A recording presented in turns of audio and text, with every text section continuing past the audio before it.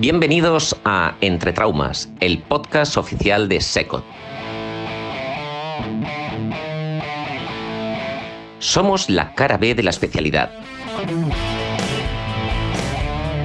Debates, entrevistas y mucho sentido del humor, de la mejor especialidad del mundo y como nunca antes se había hecho. Bienvenidos a la locura radiofónica de SECOT. Empieza Entre Traumas. Bisturí, gasas y... Tromboprofilaxis. La mejor cirugía que pueda hacer cualquiera de nosotros puede tener complicaciones muy graves, entre las que se encuentra la trombosis o, como consecuencia de esta, el tromboembolismo pulmonar. Para evitar estas complicaciones aplicamos la tromboprofilaxis, sobre lo que vamos a hablar con nuestros invitados. Bienvenidos. La doctora Ana Castell Oñate. Hola, ¿qué tal? Buenos días. Y el doctor Oliver Marín Peña. ¿Qué tal? Buenos días. Buenos días a los dos. Hoy también estamos nosotros, Raquel? Que no nos dices nunca hola. Porque ya nos conocemos. Bueno, hola Carmen, hola Marcos. Hola, muy buenas. ¿Qué tal? Muy buenas a todos. Bueno, vamos a empezar. Oliver, cuéntanos qué es eso del consenso internacional sobre el tromboembolismo venoso. Buenas, Lucía. Muchas gracias por la invitación. La verdad es que es un placer estar aquí hablando con todos vosotros, caras jóvenes, con ganas de descubrir cosas nuevas y de cambiar cosas, ¿no? Y en eso consiste, ¿no? El consenso es cambiar lo establecido desde hace 20 años. Seguro que vosotros a lo mejor no lo habéis vivido, pero para mí no había un paradigma como era poner heparina a un paciente operado, ¿no? Era una cosa habitual, ¿no? Ahora mismo es como si no lo pones todos los días. Revisas, raspeas. Sí, Marcos, pero eso es muy importante lo que has dicho. ¿Por qué tienes ese concepto de que si no lo pones, te dan? Porque es muy importante, porque puede haber complicaciones muy graves y porque lo tengo como súper protocolizado. Es como está siempre ahí, es lo que hay que hacer siempre. PEA, fármacos para el dolor, enoxaparina y todo lo demás. Como Resi, ahí arriba en el monte donde estás, ¿no? Te dicen que eso, que si no, te dan, ¿no? Pero ¿sabes realmente por qué tus adjuntos te dicen eso? No sé, porque a ellos les dirían lo mismo. No, porque alguno ha ido al juzgado porque no ha puesto una heparina y el paciente ha tenido una trombosis venosa profunda o un tromboembolismo pulmonar. Y no hay nada que asuste más a un cirujano, traumatólogo, que ir a un juzgado. ¿Has ido alguna vez? No, gracias a Dios. No te lo recomiendo. Yo he estado en la sala de espera varias veces y no es muy agradable. Entonces, probablemente es un problema para el paciente, pero es un problema legal importante. De hecho, es una de las primeras causas de litigio en Estados Unidos y en otros países, ¿no? Incluida España. Luego Ana nos lo contará, pero también en la SECOT le influye mucho porque las llamadas del juzgado para verificar han sido a través de esta guía. Es un tema importante legal y para el paciente. Por eso surge el consenso. El consenso en tromboprofilaxis internacional, en el que he tenido el gusto de participar junto con Ana Castell y otros representantes de España, lo que abordaba era cómo ha cambiado ese manejo de esta complicación en cirugía ortopédica y traumatología en los últimos 20 años. Se revisaron las guías internacionales y os vais a sorprender, pero la mayoría de ellas no se han actualizado en los últimos 15 años. ¿En los últimos 15? 15 años. Wow. O sea, 15 años sin revisar una guía de una complicación tan importante. No sé por qué motivo. Sospecho varios, pero a lo mejor en la radio es mejor no contarlos, porque son suposiciones. Pero la realidad es que hay que revisar la evidencia en ese sentido. Hay varias formas de revisarla, revisiones sistemáticas, estudios prospectivos randomizados, pero como sabéis eso es muy costoso y esto lo pagan las compañías. Entonces es muy complicado que se haga un estudio prospectivo randomizado serio, aunque hay varios, y los últimos que han salido a las publicaciones hablan de una igualdad en otros tratamientos, por ejemplo la aspirina. Sí, esa pastillita que no vale casi nada y que a veces la gente la usa para todo, ¿no? Los pacientes para cualquier cosa, aspirina, Sí. por lo menos hace años. Sobre todo a partir de cierta edad, hay algunos No, que... era bueno, lo típico que tenían en la mesilla. la media ¿no? pastillita por si me pega el... Dolor de cabeza, aspirina. Aspirina. No, fiebre, aspirina. Eso es. Todo. Y ahora para prevenir, ¿no? A ver si me va a dar no sé qué y la gente se lo toma, ¿no? Pues bien, la aspirina no entraba en casi ninguna de las guías de tromboprofilaxis. Y sin embargo, sobre todo desde Estados Unidos, se ha visto que los trabajos prospectivos randomizados, por lo menos había una igualdad en cuanto a la prevención de esta complicación tan seria para el paciente y para los cirujanos. Y de ahí surgió el consenso porque para hacer un prospectivo randomizado comparando aspirina con otras cosas era muy complicado o había muy poquitas opciones y necesitabas muchos pacientes. Porque la tasa de complicación de tromboembolismo pulmonar fatal, es decir, mortal, es baja. Necesitas una N muy grande. Y no había posibilidad para hacer muchos estudios de este tipo. Los consensos son para eso. Hicimos un consenso de infecciones hace unos cuantos años y otro en esto por ese motivo, porque cuando no puedes hacer estudios prospectivos randomizados serios en gran cantidad, buscas un consenso de expertos. Entonces ahí es donde entramos. Fueron pues, más de 40 países, más de 30 sociedades, más de 600 traumatólogos expertos. El criterio para entrar ahí fue que tuvieras más de 3 publicaciones referentes a este campo o que fueras nominado por tu sociedad específica. No solo había traumatólogos. Eso te iba a preguntar. Sí. ¿Participaría alguien más, no? Porque Absolutamente. Había hematólogos, internistas, todas las personas que estaban relacionadas con este tema. Y se revisó la literatura sobre unas preguntas. No sé si sabéis más o menos cómo van los consensos. Sí, se lanzan como las cuestiones dudosas y se pone un poco puesta en común las ideas y al final lo que decimos es esto es lo que queremos como expertos o como los que estamos en el consenso, lo que creemos que es, ¿no? Esa es Algo una así. manera, ¿vale? Vale. Pues porque ahí esa es la opinión, ¿vale? Pero si Marcos está ahí en Sierra Llana arriba, en la montaña, tratando un esguince en la guardia y le pone una férula, quiere saber si le tiene que poner una heparina o una aspirina o un anticoagulante oral de los potentes, ¿no, Marcos? Sí, vamos, me interesa con ganas. Además les mando a tropel todos los días. Bueno, pues eso es lo que todos como residentes nos hemos encontrado, esa duda. Y ante la duda, ¿tú qué haces? Pues lo que me han enseñado.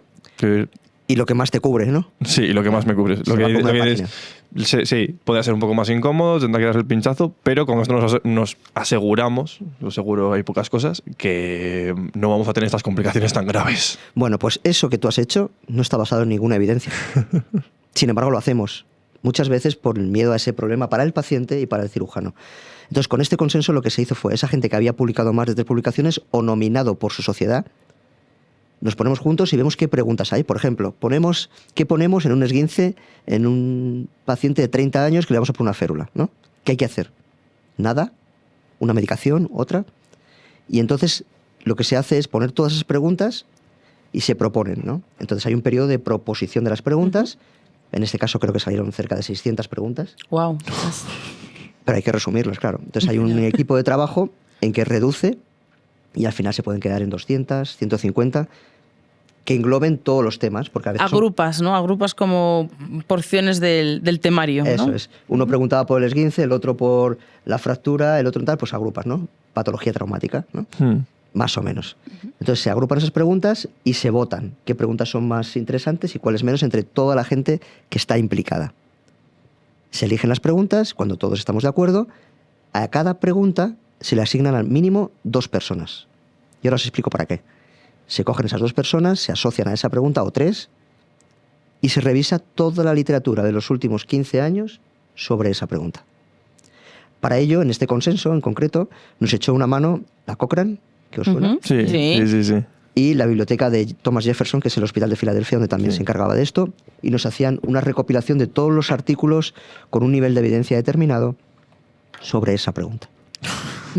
15 años. Entonces, ese grupo de personas revisaba toda la literatura y hacía un resumen, una síntesis, en un párrafo o 2 de lo que había y luego justificaba por qué.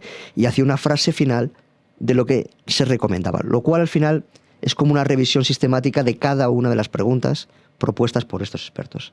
Entonces, no tiene un nivel de evidencia bestial, como un estudio prospectivo randomizado, pero es muy interesante cuando no se puede hacer esto. Bueno, un trabajazo, ¿eh? Sí. Me parece un trabajazo absoluto. Y luego el ponerse de acuerdo, porque no en todos los sitios trabajamos igual, ya no solo a nivel nacional, sino también internacional. ¿Y qué hemos sacado de eso nosotros? Pues hemos sacado un librito muy majo, que está traducido en varios idiomas. De hecho, la traducción al español la coordiné yo también, y está colgada en la página web de la SECOT en español. Que Marcos se la va a leer esta tarde, lo sabes, Son ¿no? muchas páginas, Marcos. Solo la de esguince de tobillo, acuérdate. Poco a La poco. estuve ojeando cuando la sacaron, porque hicisteis además también a través de la SECO de una exposición de la actualización. Se intenta resumir, sí. Está muy puesto, ¿eh? Sí, porque me llegaron... es que la SECO te insistió mucho. Igual me llegaron 5 correos en una semana de que iban a hacer la actualización de la tropoprofilaxis. Tomamos nota que hay que mandar 5 correos por lo menos. Parece que el tema era importante, sí. Y bueno, yo creo que también hemos sacado hace poco Secot una guía de tromboprofilaxis. ¿Por qué ha sido esa actualización? Porque tenemos ya una guía antes. ¿Por qué hemos hecho esa actualización? ¿Nos hemos animado a ver el consenso o qué ha pasado aquí? Bueno, la verdad es que, como dice Oliver, la mayor parte de las guías tienen muchos años, y la de la Secot no era menos y tenía más de 10 años, la última versión. Con lo cual, como hemos dicho, aparte de darnos una indicación de qué tenemos que hacer con nuestros pacientes, es que la guía de una sociedad nacional es un documento legal muy importante y nuestra guía no estaba actualizada. Es decir, como dice Oliver, si tú tienes un problema y vas a un juzgado, el juez lo que va a tener como uno de los argumentos más válidos es la guía que recomienda la guía nacional sobre ese tema, y nuestra guía no estaba actualizada porque, como ha explicado Oliver, pues hay novedades muy importantes. Entonces, bueno, pues la verdad es que prácticamente a la vez que el consenso surgió la idea de hacer una nueva actualización con todas estas incorporaciones y, bueno, pues especialmente la aspirina. ¿Y cómo habéis participado? Cuéntanos un poquito cómo se decidió. Tú has participado en la nueva redacción, y entonces cuéntanos así un poquito el equipo y cómo surgió la idea y cómo os habéis reunido. Cuéntanos. Bueno, pues Oliver y yo la hemos coordinado y la hemos dividido, bueno, pues igual un poco a muy pequeña escala, como intentaba organizar el consenso, pues por regiones anatómicas, hemos hecho nosotros en nuestro caso, y por patologías. Entonces, bueno, pues hemos hecho cada capítulo adaptando a las nuevas tendencias en cada uno de ellos. ¿Y hay mucha variación respecto al anterior?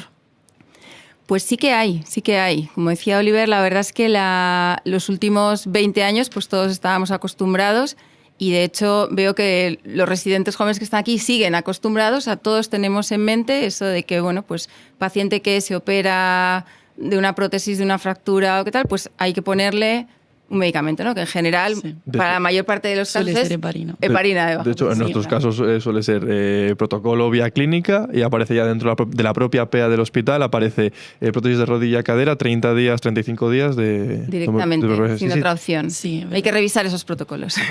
¿Aparece eso en tu guía automáticamente? Yo, si pongo vía clínica para prótesis de cadera, prótesis de tal, aparece una nota que pone tromboprofilaxis tantos días. Pues ya tienes trabajo, ¿eh?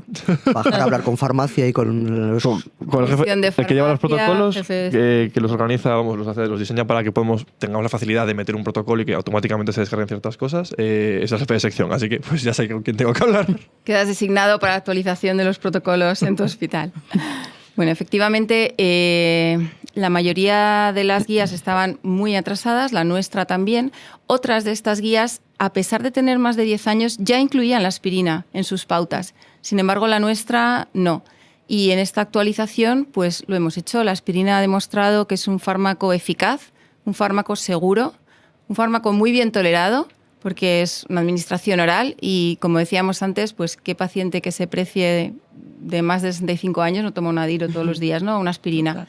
Entonces, es un fármaco pues que se tolera bien y con el que está familiarizado el paciente, y además es un fármaco barato. Claro, en cuanto a precio, pues no tiene competición, con lo cual es normal que haya irrumpido de forma espectacular, igualándose al menos en la tromboprofilaxis de muchas de estas patologías.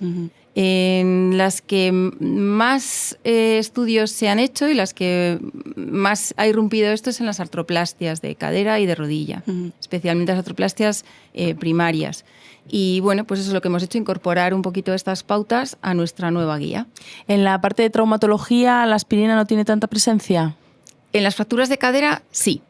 Claro, esto va un poco relacionado con el volumen de cada patología también y el número de estudios que aparecen de cada una de ellas. Fracturas de cadera, patología muy prevalente, pues ahí sí hay muchos estudios, y de hecho pues este año se ha publicado un ensayo clínico en el que la aspirina demuestra la misma eficacia en cuanto a tromboprofilaxis que los otros fármacos en fractura de cadera.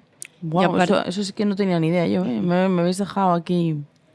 Aparte de la aspirina, ¿hay otras alternativas de otros fármacos? Bueno, por supuesto, las alternativas. La aspirina es una alternativa que ha demostrado al menos la misma eficacia. no pasa por encima de nadie ni elimina ninguna de las otras opciones que siempre tenemos, que son las heparinas de bajo peso molecular Eso es. y los anticoagulantes orales de acción directa en las indicaciones que tienen en ficha técnica. Vale. ¿Y cómo pensáis vosotros que va a sentar esto al mundillo traumatológico de repente? Nada de heparina o en determinados casos decidir y animarnos a ir a por la... Porque a mí, me costaría. O sea, Da miedo, creo da que miedo. Sí, Yo yo creo creo que que nos da Parece que te miedo. ven menos respaldado. ¿Da miedo? ¿Por qué? Da miedo, porque yo, por ejemplo, que ha sido algo junto mío, comentaba el otro día un paciente que hemos operado, una osteosíntesis, creo que era de un peroné, claro, hemos usado isquemia en raíz de miembro. Y digo, bueno, este paciente en principio es un paciente joven que va a estar moviendo tal, se podría ir sin heparinas ni nada, o con alguna otra cosa. Y me dice, no, tal, 10 días de heparina. Y dice, no, cúbrete, seguro, ponle 10 días, por Sí, yo mucho creo que que la esté ahí al medicina límite, que haya defensiva- cosas a favor, cúbrete a tope. O sea, Puede ser un medicina defensiva. hándicap, ¿no? Sí, eso, yo que sé que hay muchos miedos, lo que tú decías, haber ido al juzgado, pues la medicina defensiva un poco. Pero es desconocimiento. Esto es decir, cuando tú quieres implementar o hacer un cambio de algo que se lleva haciendo mucho tiempo, que nos han metido a todos en la cabeza, que es obligatorio, que tal, que no sé qué, y de repente es como, mira, no, o sea, tenemos que seguir haciendo tromoprofilaxis porque la sigues haciendo, pero se hace de otra manera. Y claro que Y te dicen algo que como que no asociamos, como que la aspirina hasta ahora ya ha prevenido, pues Sí. es como, esto es un poco de salto así. Os voy a hacer una pregunta, a ver, Raquel. ¿Cuánto tiempo pones a un paciente que operas de prótesis de cadera o de fractura, pones el antibiótico profiláctico posoperatorio? ¿Cuánto tiempo lo pones? Pues la dosis preoperatoria y un día. Un día, 4 ¿no? horas, sí. ¿Tú, Carmen? Igual. Un día. Lucía, Igual. Marcos, un día. lo tenéis asumido, ¿no? Sí, Totalmente. asumidísimo. Pues hace 5 años lo dejaban una semana. ¿Cómo vamos a quitar el antibiótico? Se va a infectar, ¿no? Y se infectan. ¿Por qué, Pero bueno. ¿Por qué ha cambiado? Porque se habrá comprobado que es seguro. Claro, pero es lo que te digo.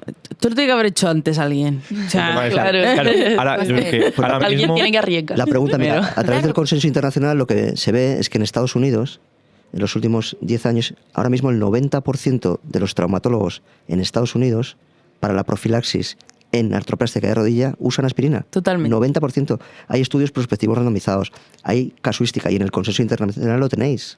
Ya. Luego está demostrado.